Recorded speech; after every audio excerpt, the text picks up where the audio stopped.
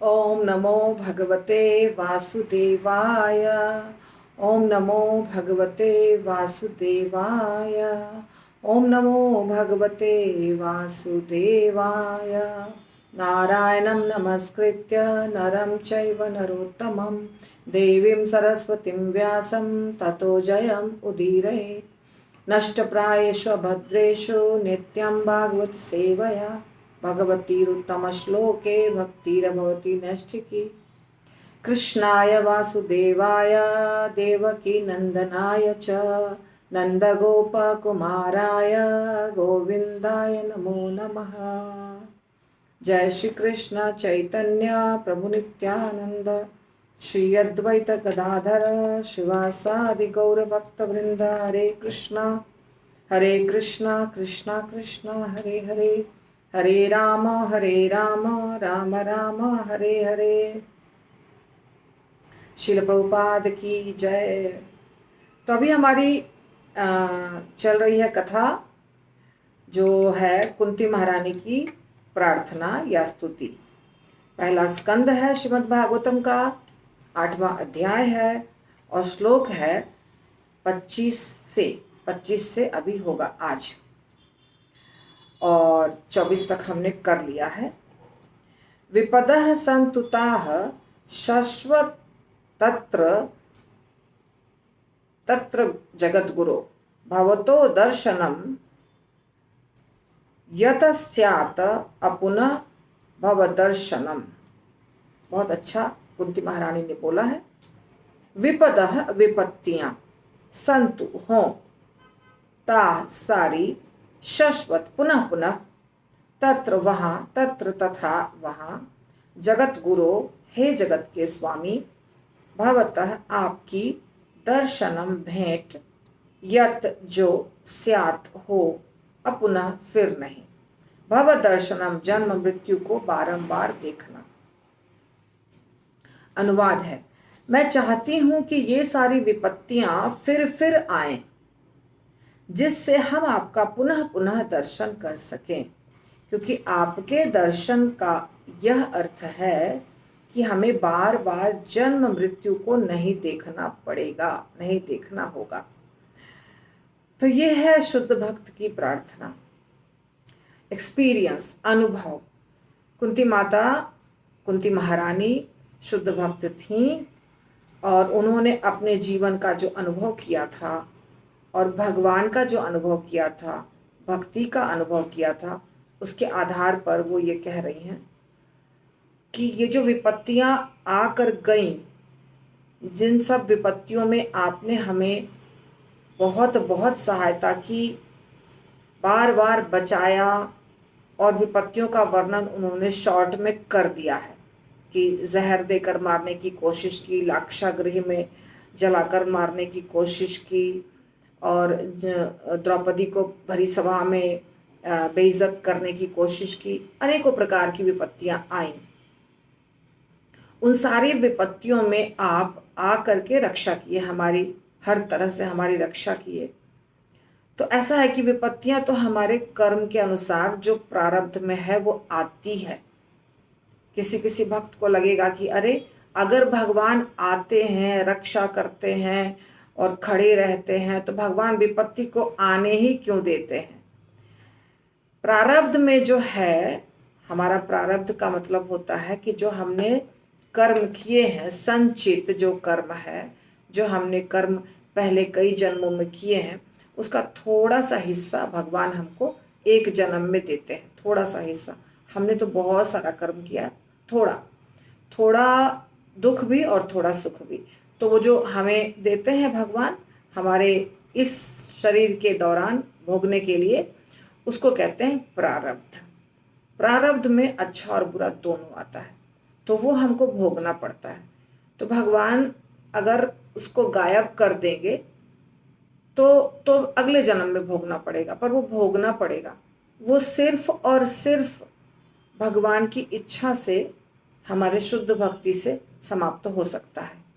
अगर हम शुद्ध भक्ति करते हैं तो वो कम होता है, और कम और कम, उसका जो अमाउंट है वो कम होगा, उसकी इंटेंसिटी कम होगी। जैसे शिला प्रभुपाद बताते हैं, मान लीजिए किसी को 14वें मंजिल से गिर के मरना है, तो वो 14वें मंजिल से गिरेगा, परंतु हाथ पैर टूटेगा, मरेगा नहीं, थोड़ी थोड़ी चोट आएगी, ऐसा होगा, लेकिन गिरेगा अवश्य।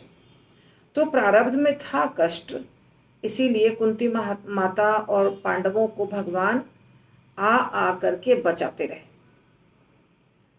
तो कुंती माता इस जो भगवान ने सहायता की, ऐसा नहीं सोच रही है कुंती माता की भगवान क्यों हमको कष्ट होने दिए। लोग सोचते हैं भगवान कष्ट क्यों होने दिए, ऐसा नहीं सोच रही है कुंती माता।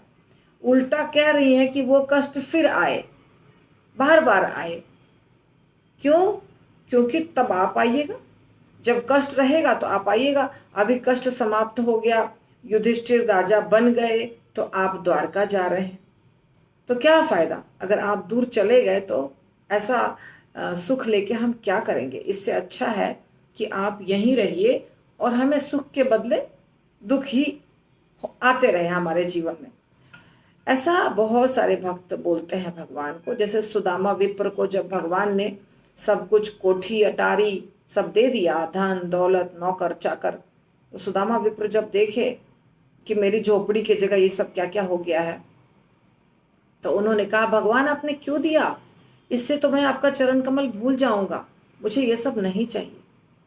ध्रुव महाराज को भी जब भगवान दिए सारी संपत्ति, राजा बन गए ध्रुव महाराज, और उनको भगवान ने दर्शन दिया, तो ध्रुव महाराज से जब भगवान ने बोला था कि मांगो, तुम्हें जो मांगने की इच्छा है, तो ध्रुव महाराज ने कहा कि हमको कुछ नहीं चाहिए, हम तो कांच के पीछे दौड़ रहे थे, मैं तो कांच के पीछे दौड़ रहा था, मुझे तो हीरा मिल गया, आपके दर्शन हो गए, अभी मैं क्यों मांगू आपसे धन संपत्ति राज्य, ये सब क्यों मांगू?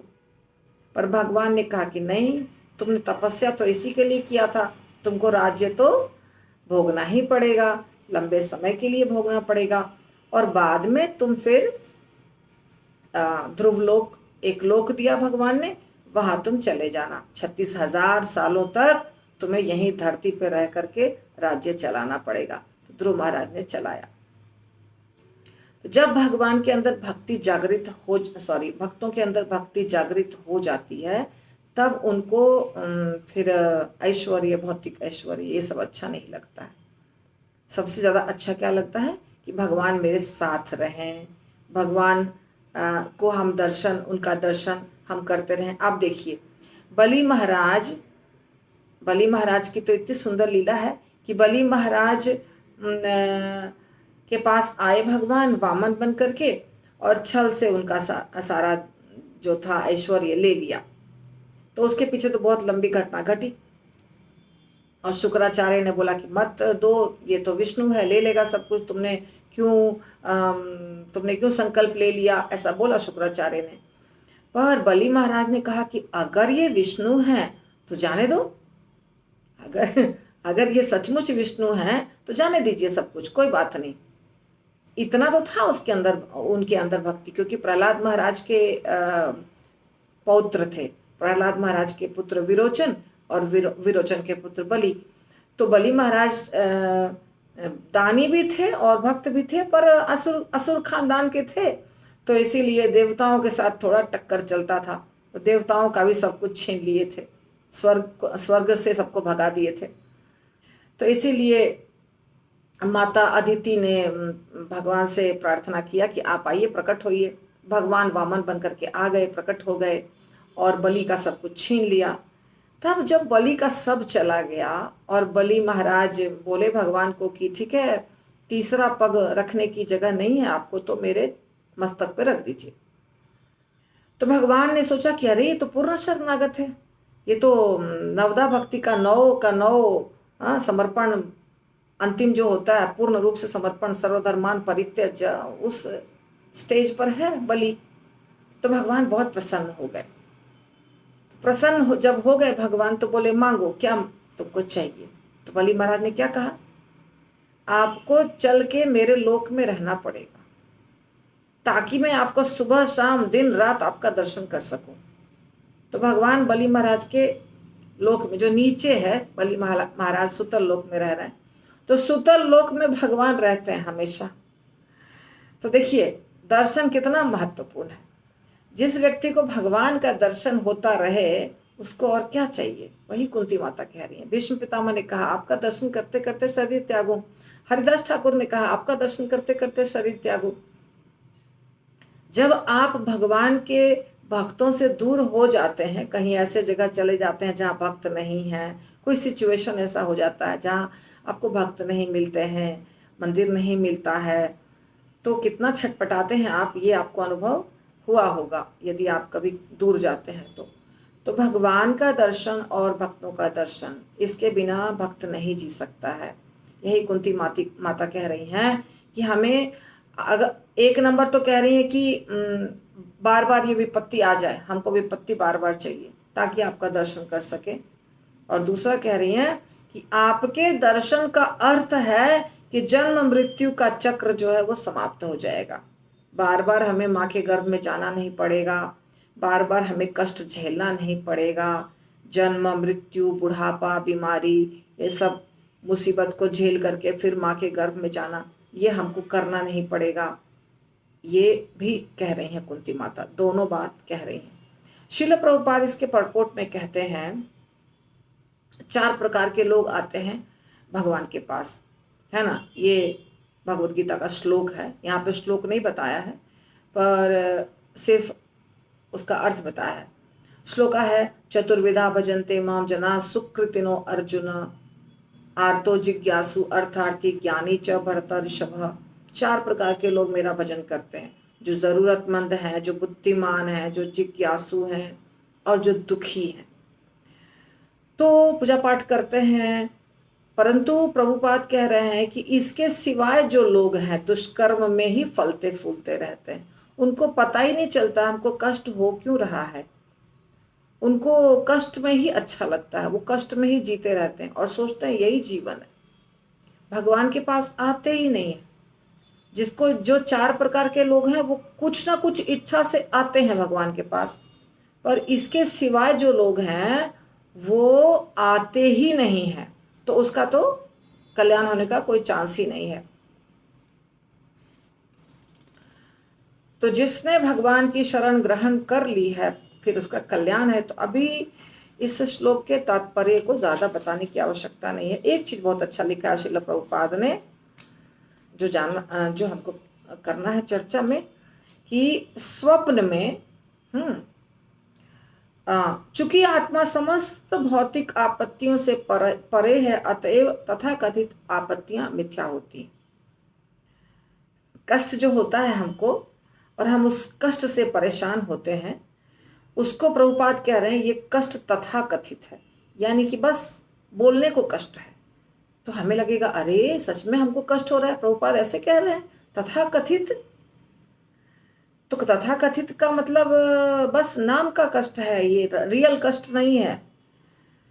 तो प्रभुपाद उसको एक एनालॉजी से समझाते हैं कि जैसे सपना हम देखते हैं और सपने में हम देखते हैं कि शेर आ गया, शेर ने हमें खाया, शेर दहाड़ रहा है और हम अपनी जान बचाने के लिए भाग रहे हैं और शेर हमको झपट लेता है, फिर सपना टूट जाता है। तो जब सपना टूट जाता है तो हम देखते हैं कोई शेर नहीं है, कोई शेर नहीं है, हमको खाने वाला कोई नहीं है, हमको कोई कष्ट नहीं है, हम तो एकदम तंदुरुस्त हैं, अच्छे हैं। तो वास्तविकता ये थी कि शेर भी नहीं था और शेर के कारण जो कष्ट था वो भी नहीं था। तो इसी प्रकार प्रभुपाद कह रहे हैं, इसी प्रकार जीवन में जितनी भी आपत्तियां आती हैं, कष्ट आते हैं, वो भी स्वप्न तुल्य है, सपने के समान है। क्योंकि क्यों आती है आपत्तियां, हम अपने को शरीर समझते हैं और शरीर के साथ जोड़ के रखने के कारण शरीर को जो कष्ट होता है वो हमको कष्ट होता है। वास्तव में हम तो आत्मा है, शरीर है ही नहीं।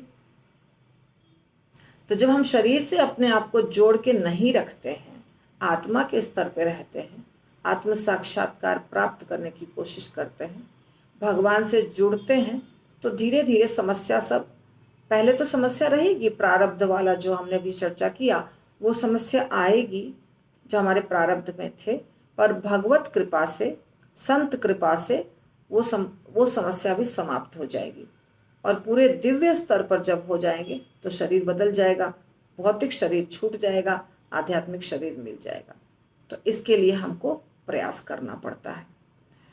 तो जो प्रभुपाद लिख रहे हैं, जो नवधा भक्ति है, नवधा भक्ति में से किसी को भी 1, 2, 4 जितना प्रैक्टिस कर सकते हैं वो करना चाहिए और इस तरह से हम भगवान के रास्ते पे आगे बढ़ना शुरू करते हैं।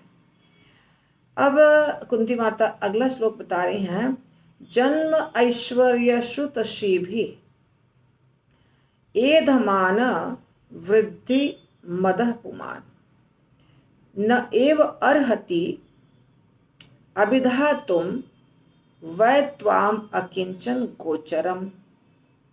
जन्म, ऐश्वर्य, श्रुत यानी शिक्षा, श्री भी सुंदरता के स्वामित्व द्वारा, एधमान लगातार वृद्धि करता हुआ, मदह प्रमत्तता, पुमान मनुष्य, न कभी नहीं, एव ही अर्हति पात्र होता है, अभिधातुम संबोधित करने के लिए, वह निश्चय ही त्वाम तुमको, अकिंचन गोचरम जो भौतिक दृष्टि से दरिद्र मनुष्य के द्वारा सरलता से प्राप्त हो सके। हे प्रभु, आप सरलता से प्राप्त होने वाले हैं, लेकिन केवल उन्हीं के द्वारा जो भौतिक दृष्टि से अकिंचन है, जो सम्मानित कुल, ऐश्वर्य, उच्च शिक्षा तथा शारीरिक सौंदर्य के द्वारा भौतिक प्रगति के पथ पर आगे बढ़ने के प्रयास में लगा रहता है, वह आप तक एकनिष्ठ भाव से नहीं पहुंच पाता। तो माता कह रही हैं कि आप बहुत सरलता से प्राप्त हो जाते हैं। अब ये सरलता का मतलब क्या होता है? हृदय सरल होना चाहिए। आसानी से प्राप्त हो जाएंगे भगवान, परंतु कैसे? जब हम सरल हृदय के होंगे। यहाँ पे सरलता का मतलब बताया जा रहा है, सरलता से प्राप्त हो जाते हैं, आसानी से प्राप्त हो जाते हैं, जल्दी प्राप्त हो जाते हैं, परंतु दूसरा अर्थ ये भी है कि सरल होना चाहिए हमारा मन, स्वभाव, विचार, उसमें डुप्लिसिटी नहीं होनी चाहिए, डिप्लोमेसी नहीं होनी चाहिए, और बहुत पेचीदा नहीं होना चाहिए हमारा स्वभाव। सरलता से हमें भगवान मिल जाएंगे। लेकिन यहाँ पे कुंती माता कह रही हैं कि सरलता से आप प्राप्त होने वाले हैं, लेकिन किसके द्वारा? जो अकिंचन है, भौतिक दृष्टि से अकिंचन है। यानी भौतिक दृष्टि से जिस व्यक्ति के पास कुछ भी नहीं है, भौतिक दृष्टि से जिस व्यक्ति के पास कुछ भी नहीं है, दरिद्र है बिल्कुल।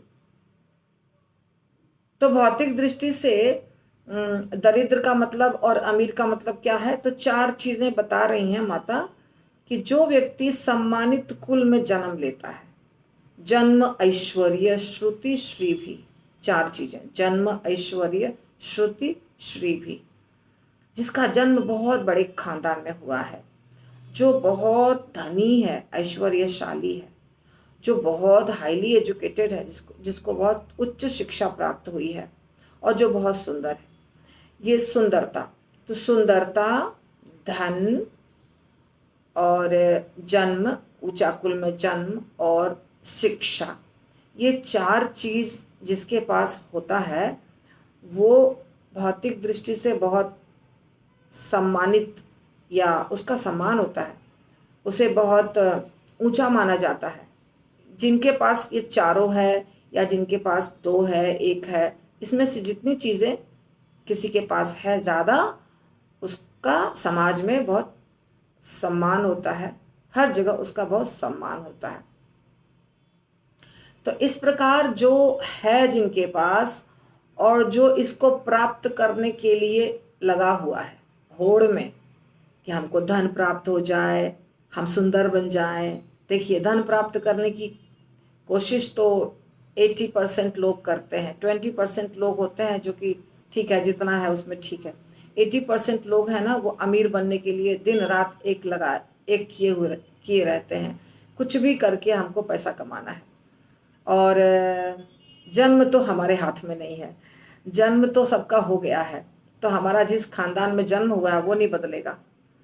और धन के लिए हम प्राप्त कोशिश करते हैं, और शिक्षा के लिए भी लोग कोशिश करते हैं बहुत ज़्यादा, परंतु भौतिक शिक्षा, आध्यात्मिक शिक्षा के लिए कोशिश करेंगे तब तो बहुत बड़ा फायदा है। लेकिन अगर भौतिक शिक्षा की कोशिश करते हैं तो उससे आजकल जो भौतिक शिक्षा चल रही है, आजकल के ज़माने में जो शिक्षा सबको मिल रही है, उससे कोई लाभ नहीं है। पर फिर भी घमंड तो है, अहंकार तो है शिक्षा का। और सुंदरता, तो सुंदरता का ऐसा है कि वो भी जन्मजात ही प्राप्त होता है। किसी भी व्यक्ति का जब बड़े खानदान में जन्म होता है तो उसके साथ साथ उसको सुंदरता अपने आप मिलती है। ऐसा क्यों होता है? देखिए, बड़ा खानदान यानी उच्च खानदान, जो अमीर खानदान है, राजघराने में जन्म हुआ है, बहुत बड़े जमींदार के घर जन्म हुआ है, बहुत अमीर व्यक्ति के घर में जन्म हुआ है, यदि किसी का जो खानदानिक है, ऐसा नहीं अभी इस जनरेशन में अमीर हो गया, वो नहीं, जो खानदानिक है, जो खानदानिक अमीर होते हैं, राजपूत होते हैं या जो ब्राह्मण होते हैं, उनके यहाँ मोस्टली सुंदर बच्चे होते हैं। क्योंकि जब भी वो विवाह करते हैं अपने पुत्र का या पुत्री का विवाह करते हैं, तो उनके पास सब कुछ है, धन है, शिक्षा है, खानदान है, तो वो आराम से अपने हिसाब का वर या वधू ढूंढते हैं, और उनको मिलता भी है क्योंकि उनके पास है। तो जब हम अपने बेटी के लिए दामाद ढूंढेंगे तो उसमें सब गुण ढूंढेंगे, या हम अपने बेटे के लिए बहू ढूंढेंगे तो उसमें सब गुण ढूंढेंगे, तो वो भी हमारे में सब गुण ढूंढेगा। तो जो उच्च खानदान वाले होते हैं वो उच्च खानदान वाले से विवाह करते हैं, अमीर अमीर से विवाह करते हैं, सुंदर सुंदर से विवाह करते हैं, एजुकेटेड से विवाह करते हैं। तो धीरे धीरे उनका जो वंश है ना, वो और सुंदर होता जाता है। बॉडी स्ट्रक्चर देखिएगा, लंबा, गोरा, चिट्टा, बॉडी स्ट्रक्चर जो होता है वो भी अमीर घर के लोगों का एक अलग टाइप का होता है। और जो गरीब होते हैं, जिनका कुल बहुत सम्मानित नहीं है, वो देखने में भी अच्छे नहीं होते हैं, और स्ट्रक्चर भी उनका अच्छा नहीं होता। तो ये सारी चीज़ें ना जन्मजात हमको मिलती है। जब हमारा उच्च खानदान में जन्म होता है तो ऑटोमेटिकली हमारे पास सुंदरता भी रहती है। 90% लोगों के पास सुंदरता रहती है, और उसके बाद जो बचा हुआ 90% के बाद जो बचा हुआ है, 80% के बाद जो थोड़ा बहुत बचा हुआ है, वो अच्छा भोजन से और अच्छी पढ़ाई से और तौर तरीके से, सलीके से वो फिर एनहांस होता है, वो बढ़ जाता है। तो इसीलिए ये सब जो है ना, हमको भगवान के हमारे जन्म के अनुसार हमको प्राप्त होता है, और हमारे कर्म के अनुसार हमारा उच्च खानदान में जन्म होता है। ये कई कई जन्मों के हमारे कर्म होते हैं, उसके कारण होता है। परंतु ड्रॉबैक क्या है इसके कारण जो हमारे अंदर एक ड्रॉबैक, मतलब जो समझिए नुकसान की चीज़ है, वो ये है कि ये जो 4 चीज़ें जिनके पास है, वो 4 चीज़ें यानी सुंदरता भी है, खानदान भी ऊंचा है, धन भी है, शिक्षा भी है, वो एकदम से सरेंडर होकर भगवान की भक्ति नहीं कर पाते। उनको एकनिष्ठ भाव नहीं हो पाता है ज़्यादातर लोगों में, परंतु बहुत लोग उसमें अच्छे भक्त भी होते हैं। अम्बरीश महाराज बहुत अच्छे भक्त थे, और जितने भी राजा हैं आप देखिएगा, जो हैं अब श्रीमद् भागवतम में राजागण जिनका वर्णन है, जनक जी बहुत अच्छे भक्त थे, दशरथ महाराज बहुत अच्छे भक्त थे, या फिर प्रहलाद महाराज असुर खानदान में जन्म लिए थे पर राजा तो थे।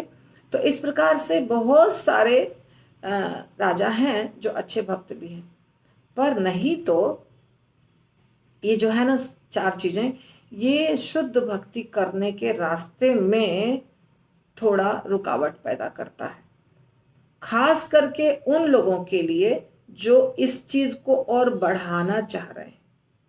अगर धन है तो और धन चाहिए, अगर सुंदरता है तो और सुंदरता चाहिए। तरह तरह के गहने पहने, कपड़े पहने, ब्यूटी पार्लर जाए तो और सुंदर बन जाए, और सुंदर बन जाए। और शिक्षा तो प्राप्त करना बुरी बात नहीं है, वो तो अच्छी बात है, शिक्षा प्राप्त करनी चाहिए, आध्यात्मिक शिक्षा प्राप्त करनी चाहिए। और जन्म को तो नहीं बदल सकते हैं। तो जो इसके प्रयास में लगा हुआ है वो एकनिष्ठ भक्ति नहीं कर पाता है। परंतु जो अब देखेंगे उस कैटेगरी को जो गरीब है, जिसके पास कुछ भी नहीं है, न धन है, न सुंदरता है, न उच्च खानदान में जन्म हुआ है, ना शिक्षा है। तो माता कह रही हैं कि जिनके पास ये चीजें नहीं है उनको बड़े आसानी से भगवान की प्राप्ति हो जाती है, ऐसा कह रही हैं। जो भौतिक दृष्टि से अकिंचन है उनको बड़े आसानी से भगवान मिल जाते हैं। अब इसका उदाहरण बहुत सारा है शास्त्रों में। शबरी माता के पास कुछ भी नहीं था। शबरी माता एकदम नीचे खानदान में जन्म ली थी, जो जानवरों को मार के खाते हैं, शबर जाति में जन्म ली थी। उनके पास कुछ भी धन नहीं था, सुंदरता, ऐश्वर्य कुछ भी नहीं था। वो तो घर से भाग गई थी और ऋषि जो थे मतंग ऋषि के आश्रम के नज़दीक उनको आश्रय मिला और फिर बाद में उनको भगवान प्राप्त हुए, क्योंकि गुरु के प्रति बहुत निष्ठा थी उनकी, गुरु निष्ठा बहुत ज़्यादा थी। उन्होंने बहुत गुरु की सेवा की, वैष्णवों की सेवा की, अपने को हीन दीन समझती रहीं। तो एक बहुत बड़ा गुण होता है वैसे भक्तों में, जो गरीब भी हैं और उनके पास कुछ भी नहीं है, जन्म, ऐश्वर्य, श्रुत, श्री भी, ये चारों चीज़ें नहीं हैं, और ये वो समझते हैं कि हमारे पास कुछ भी नहीं है, ये समझते हैं, और ये समझ करके वो भगवान के शरण में जाते हैं। और जो बड़े बड़े भक्त होते हैं उनका बहुत सम्मान करते हैं, वो गुरु का बहुत सम्मान करते हैं। उनको लगता है कि हमारे पास तो कुछ भी नहीं है और हमको इनकी सेवा करने से कुछ फायदा होगा, यानी ये बहुत भाग्यशाली हैं कि इनके पास बहुत सारी चीज़ें हैं, हम बहुत अभागे हैं, हमको कुछ भी नहीं पता। ये फीलिंग उनकी रहती है, ये भाव रहता है, और इसलिए वो बहुत नम्र होते हैं, विनीत भाव रहता है उनके अंदर, और नम्र व्यक्ति से भगवान बहुत जल्दी प्रसन्न हो जाते हैं। तो नम्रता उनके अंदर बहुत ज़्यादा रहती है, और ऐसी नम्रता बहुत सारे भक्तों में देखने को मिलेगी, आज भी मिलती है, पहले भी मिलती थी। तो हमने एक उदाहरण लिया शबरी माता का। शबरी माता में कुछ भी नहीं था, ये ऐश्वर्य, और उनको भगवान प्राप्त हुए। फिर देखिए आप, शबर जाति के ही थे जो नील माधव की सेवा करते थे जगन्नाथपुरी में। जो जगन्नाथ भगवान प्रकट हुए उसके पहले, जब जगन्नाथ भगवान को यानी कि कृष्ण को खोजने के लिए गए थे एक भक्त, और उनको पता चला कि भगवान एक अलग रूप में है जिनका नाम है नील माधव, तो उनकी सेवा कौन करता है, तो एक भक्त करते हैं। वो भक्त शबर जाति में पैदा लिए थे, विश्वावसु, है ना, और विद्यापति गए थे ढूंढने के लिए उनको। तो वहाँ पे भी हमने देखा था कि शबर खानदान का व्यक्ति, और बाद में जगन्नाथ भगवान के लकड़ी के लठ को भी उठाने में उनके सहायता से समुद्र से वो उठे थे। तो वो बहुत नीचे खानदान में जन्म लिए थे, उनको भगवान प्राप्त हुए। बंदरों को, भालू को रामलीला में हमने देखा भगवान प्राप्त हुए, बहुत भगवान प्रसन्न हुए, हनुमान जी से बहुत प्रसन्न हुए, जाम्बवंत जी से बहुत प्रसन्न हुए, सुग्रीव से भगवान प्रसन्न हुए। तो भगवान जानवरों से भी प्रसन्न हो जाते हैं, और मनुष्यों में केवट को आपने देखा, केवट से बहुत भगवान प्रसन्न हुए। केवट तो बहुत छोटा व्यक्ति था, छोटी जाति का व्यक्ति था, पर बहुत श्रद्धा उसके अंदर थी कि भगवान को हम, मतलब प्यार से वो भगवान को नदी पार कराया, भगवान से कुछ नहीं चाहिए मुझे। तो वहाँ पे हमने देखा कि भगवान आसानी से प्राप्त होते हैं। जो ऐसे अकिंचन लोग होते हैं जिनका भाव बहुत सरल होता है, भगवान उससे प्रसन्न हो जाते हैं। और भगवान कोला बेचा श्रीधर, जो कोला बेचा श्रीधर आप चैतन्य महाप्रभु की लीला में देखते हैं। कोला बेचा श्रीधर के पास कुछ भी नहीं था, वो केला का जो ये होता है उसके बंगाल में खाते हैं लोग उसको, जैसे केला बनने के पहले छोटा छोटा ऐसा रहता है, महीन सा, उसको उसकी सब्जी बनाते हैं वहाँ पे, और वो भी खाते हैं, और जो पत्ते होते थे उसका वो द्रोण बनाते थे। कोलाबेचा श्रीधर पत्ते का द्रोण बनाते थे, वो भी बेचते थे। और चैतन्य महाप्रभु जानबूझ करके उनके पास जाते थे, उनसे छेड़खानी करते थे और आधे दाम पर वो द्रोण खरीद लेते थे। तो चैतन्य महाप्रभु को वो बोलते थे कि हम तो बहुत गरीब है, मेरे पास कुछ भी नहीं है। उनके पास सिर्फ एक लोटा था, वो भी टूटा हुआ था। उसी से उनको नहाना धोना, शौच क्रिया, फिर खाना पीना, उस समय पानी पीना, सब कुछ एक लोटे से। छप्पर टूटा हुआ था, पानी गिरता था। परंतु भगवान बोले तुम तो बहुत अमीर हो, तुम्हारे इतना अमीर तो कोई नहीं है। क्यों क्यों अमीर हो? क्योंकि भगवान के वो भक्त थे।